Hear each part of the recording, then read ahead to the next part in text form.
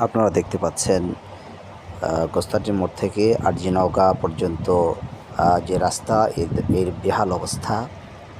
পৌরসভার মধ্যে এরকম রাস্তার অবস্থা হওয়াটা সত্যিই দুঃখজনক। এই রাস্তাগুলো অচিরেই মেরামত করা প্রয়োজন। তাছাড়া যাত্রীদের জীবনের ঝুঁকি নিয়ে ইজি বাইকগুলো চলছে। এটা আমি প্রশাসনের দৃষ্টি আকর্ষণ করব, অতি দ্রুত এই রাস্তাগুলো সংস্কার করা দরকার। রাস্তা ভেঙে বিভিন্ন জায়গায় খানাখন্দ হয়েছে, যেখানে পানি আবদ্ধ হয়ে থাকে এবং ভেঙে অনেক জায়গায় খাদ হয়েছে।